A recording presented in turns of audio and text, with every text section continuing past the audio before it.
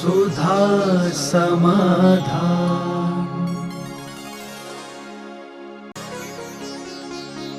नमोस्तु गुरुदेव। पंच कल्याणक प्रतिष्ठा महोत्सव में गजरत का क्या महत्व होता है? वस्तुतः कोई चीज किसी रूप में प्रचलित हो और वो खत्म हो जाए, बुंदेलखंड की एक सबसे बड़ी आदर्श परंपरा भारत में अन्य प्रांतों में देखने में नहीं आई। राजस्थान में नहीं, गुजरात में नहीं, साउथ में नहीं, कहीं ये परंपरा नहीं है। सबसे बड़ी एक आदर्श परंपरा बुंदेलखंड की थी। पंच कल्याणक से ज़्यादा महत्व गजरत का होता है। राजस्थान आदि में पंचकर्णाक देखे, बस उनका पंचकर्णाक जन्म कल्याणक ही होता है। बस जन्म कल्याणक का जो सबसे बड़ी भीड़ होती है, बस वही उनकी सफलता है। दीक्षा केवल ज्ञान कल्याणक से वहाँ के लोगों को मतलब नहीं है। लेकिन बुंदेलखंड की परंपरा थी कि गर्भ कल्याणक में जितनी भीड़ है उससे दूनी जन्म कल्याणक, जन्म कल्याणक पे जितनी भीड़ है उससे दूनी दीक्षा कल्याणक पे, और दीक्षा कल्याणक पर जितनी भीड़ है उतनी से दूनी केवल ज्ञान कल्याणक पर, और पांचों कल्याणक की जितनी भीड़ है उससे कई गुनी गजरत में होती है। चार कल्याणकों में तो जैनियों का विशेषता रहती है, लेकिन मोक्ष कल्याणक के बाद जो गजरत फेरी होती है, जहाँ भी पंचकर्णाक होते थे लोग पेड़ों पे चढ़ के देखते थे।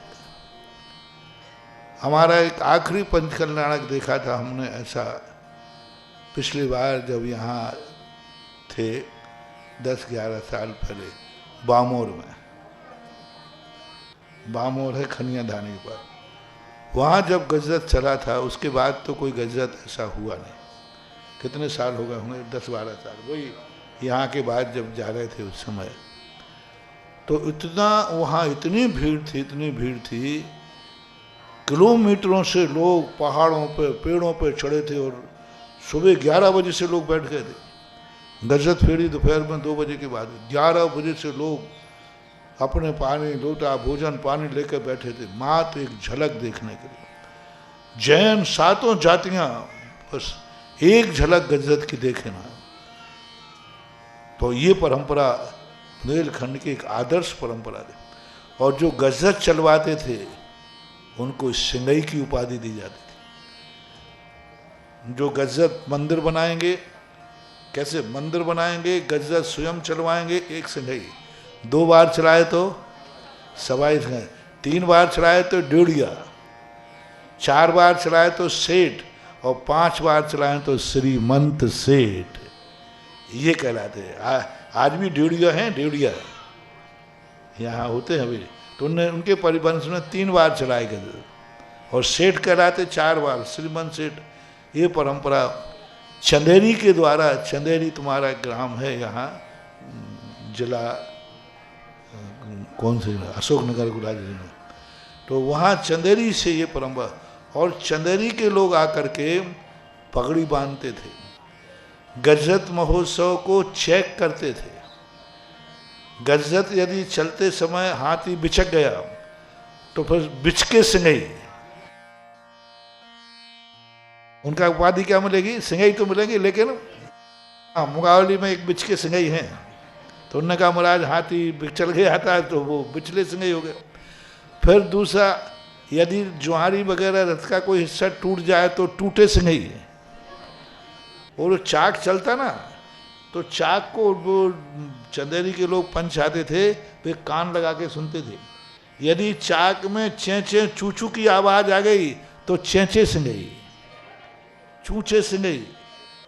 वो चाक में जो चूचू आवाज की तो चूचू सिंगई, चेंचे सिंगई।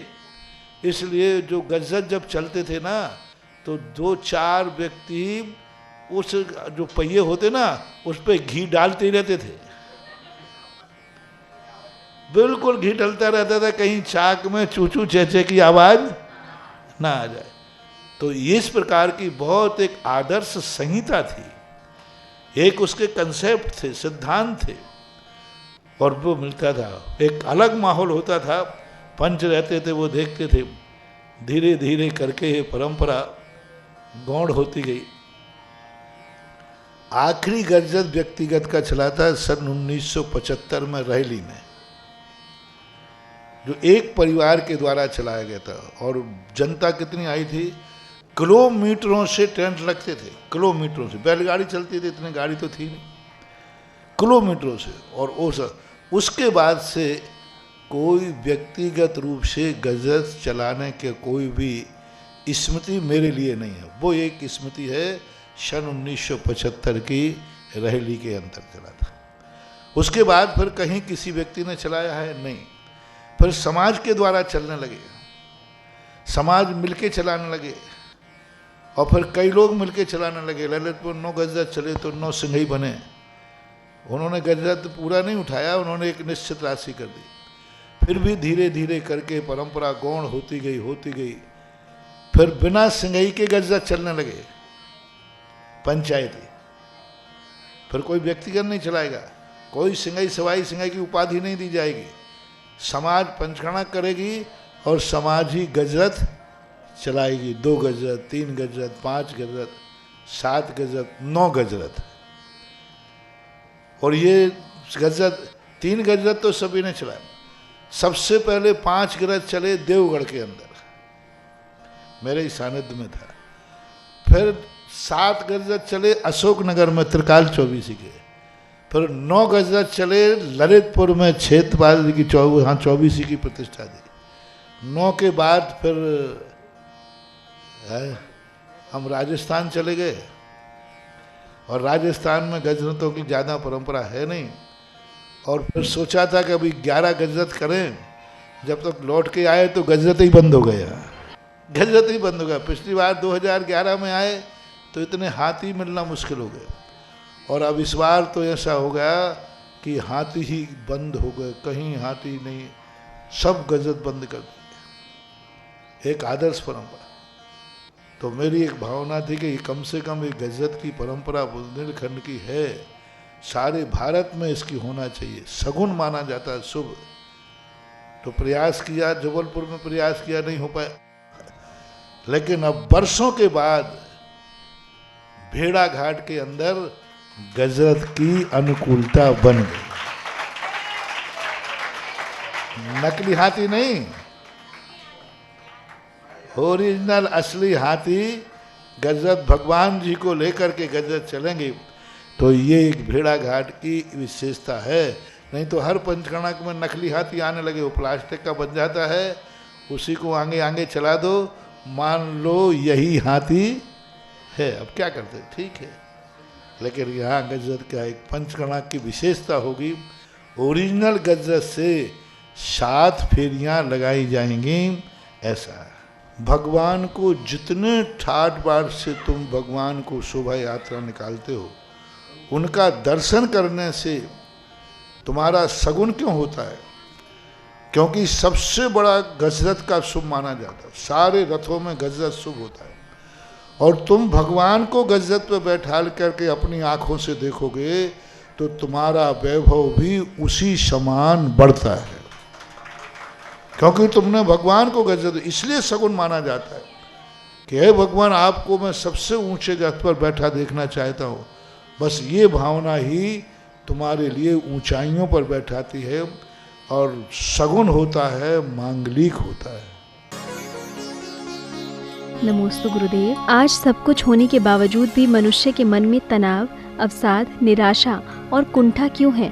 उसका मूल कारण है महत्वाकांक्षा, उसका मूल कारण है स्पर्धा, उसका मूल कारण है कि व्यक्ति अपनी थाली को नहीं देख रहा है, दूसरे की थाली को देख रहा है। अपनी थाली में होकर के भी वो पड़ोसी की थाली देखता है, उस कारण से उसको कुंठा हो जाती है। आप देखना, आपका बेटा बहुत आपसे संतुष्ट होगा, बहुत घर में सब कुछ है। एक 8 दिन के लिए किसी बड़े आदमी के लड़के का उसको दोस्त बना दो 8 दिन के लिए, और 8 दिन वह बेटा तुमसे बड़े आदमी के बेटे के साथ रह के आ जाए, वो घर आके चिड़चिड़ा हो जाएगा। हर चीज़ उसे फीकी लगेगी, क्योंकि वो दोस्त के यहाँ क्या देख के आया, बड़ा जो कुछ भी देख के आया, अच्छा देख के आया, तो उसको रोटी बेकार लगे, उसको घर बेकार लगेगा, उसको सब कुछ बेकार लगेगा। अब वो व्यक्ति का गुण कहाँ से आया? यदि वो अपने परिवार की कुवत देख के था तब तक संतुष्ट था, लेकिन उसको बड़े आदमी का घर देखते ही उसके मन में उसी घर में जिसमें संतोष था उसी में असंतोष हो गया। तो सबसे ज़्यादा जो आज विश्वीकरण की नीति अपनाई जा रही है, आज जो भारत को सबको देखकर जो विज्ञापन देखता है, उसके कारण से व्यक्ति जो कुछ उसके पास है उसमें वह संतुष्ट नहीं है। गाड़ी में बैठा है, बहुत अच्छी गाड़ी है, बढ़िया है, लेकिन बाजू से यदि नया मॉडल निकल गया, अब उसकी कुंठा, उसका विषाद उसके मन में आया, ये मॉडल मेरे पास कब होगा। तो मैंने जो देखा है कि विज्ञान जितना आगे बढ़ रहा है, जितनी सुख सुविधाएं दे रहा है, उतनी ज़्यादा वो टेंशन दे रहा है। जब से विज्ञान बढ़ा है, ब्रेन हेमरेज बढ़े हैं, हार्ट अटैक बढ़ा है, डायबिटीज बढ़ी है, टेंशन बढ़े हैं।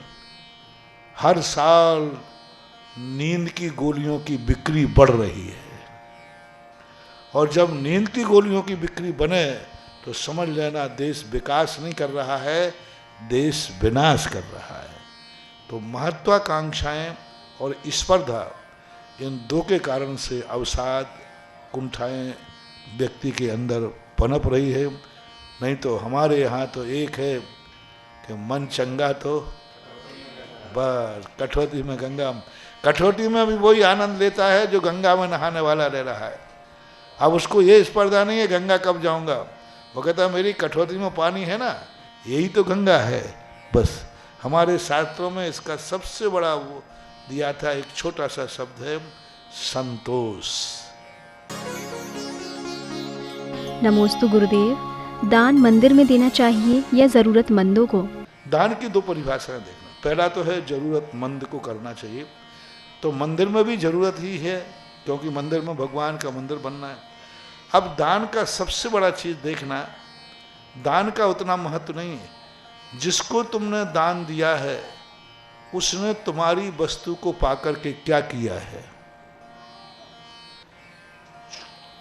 दया करना ठीक है, लेकिन एक चोर चोरी करते हुए गिरा, पैर टूट गया, वो बहुत चीख रहा है, हमें तकलीफ हुई, हमने उसका पैर ठीक कर दिया। तो अब पैर ठीक करने पर आपको पुण्य का बंद होगा कि पाप का? आगे वो जितनी चोरियां करेगा वो ठीक करने वाले को लगेगा। तो हमारा जैन दर्शन ये कहता है दान करने समय जिसको दिया जा रहा है वह क्या करेगा, क्या करेगा, तुम्हारे दान के बाद वो क्या करेगा, ये देखना चाहिए। एक बार एक जिले में हमने ट्राई साइकिलों के लिए बंटवाई, कलेक्टर थे वहाँ पर, तो पूरे जिले को मुक्त करना, मैंने भी कहा, साइकिलें बांटी गई। एक दिन मैं शौच जा रहा था और सब जरूरतमंदों को बांटी गई, क्योंकि सबके पैर नहीं थे, सबको ना, बड़ा मैं खुश था। मैं शौच के लिए गया, एक साइकिल पर बैठा हुआ विकलांग गुलेल से पक्षियों को मार रहा था। मैंने देखा और देखा, मैंने कहा ये तो वही ट्राई साइकिल है जो मैंने दिलवाई थी, उस पर पीछे प्लेट भी लगी थी। महाराज के आशीर्वाद से यह ट्राई साइकिल, ये मैंने पास जाके देखा तो वो उसने इतना, महाराज जी आपका बहुत आभारी हूँ, हम तो गरीब आदमी थे, घर से बाहर ही नहीं चल पाते थे, आपने साइकिल दिलवा दी। अब इससे एक काम है कि दिन भर में 2-3 पक्षी मार लेता हूँ और परिवार का पेट पाल लेता हूँ, और बड़ी कर आपकी कृपा से मेरे तो प्राण निकल गए, मेरे तो। अब बोलो ये जरूरतमंद को साइकिल दिलाई, इसमें कितना अनर्थ हो गया। तो हमें जिसकी हम जरूरत दे रहे हैं वह तुम्हारी वस्तु लेने के बाद वो क्या करेगा। इसलिए मंदिर में अपन दान देते हैं कि मंदिर में जो दान दिया जाएगा उस मंदिर में क्या होगा। तो इसलिए श्रेष्ठ दान मंदिर का दान है, क्योंकि वहाँ कभी गलत कार्य हो ही नहीं सकता। श्रेष्ठ दान यदि महाराज को क्यों देना है, क्योंकि महाराज तुम्हारा आहार लेने के बाद क्या करेंगे, सामायिक प्रोचन स्वाध्याय आदि करेंगे, और तुमने किसी अन्य व्यक्ति को खिलाया, चोर को खिलाया, किसी को भूखा तो वो भी था जरूरत, लेकिन वो खा के क्या करेगा, अब वो जो करेगा वो। तो हमेशा दान देते समय देखना कि मेरा दान जाने के बाद, इसको पाने के बाद वो क्या करेगा, उसको देख करके पुण्य पाप लगता है। पूज्यवर कुंदकुंज स्वामी ने प्रवचन सार की 40 चूलिका में कहा, बीज को चोखा है लेकिन खेत कैसा है। यदि खेत खोटा है तो चोखा बीज भी फल देने वाला नहीं होगा। तो ऐसा देख करके देना चाहिए। नमोस्तु गुरुदेव, हम जानते हुए भी अशुभ कार्य क्यों करते हैं? मैंने कहा ना, अशुभ कर्मों से जानता हुआ व्यक्ति 3 कारणों से होता है। एक तो मिथ्यात्व कर्म का उदय होता है, दूसरा कसाय कर्म का उदय होता है, तीसरा व्यक्ति कई बार मजबूर होता है। कर्म की ऐसे उदय आ जाते हैं जिस कारण से वो टालना चाहे तो भी नहीं टाल पाता। पुण्य और पाप दोनों में निधत्त निकाचित होते हैं।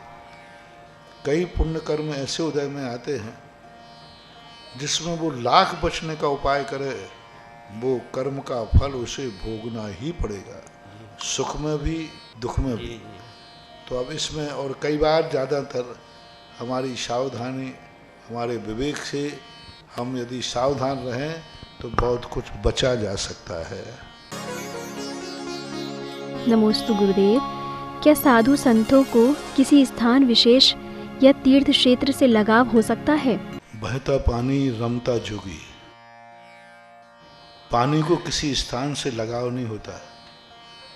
वो जहाँ गड्ढा मिलता है थोड़ा रुक जाता है, जहाँ ढाल मिलता है आगे बढ़ जाता है। ऐसा ही दिगंबर साधु होता है, वो बहता है, हवाओं के समान बहता रहता है। जहाँ थोड़े बहुत पुण्यात्मा जीव रहते हैं वहाँ रुक जाता है, और जहाँ उनके पुण्य की दूसरे का पुण्य बढ़ जाता है चल देता है।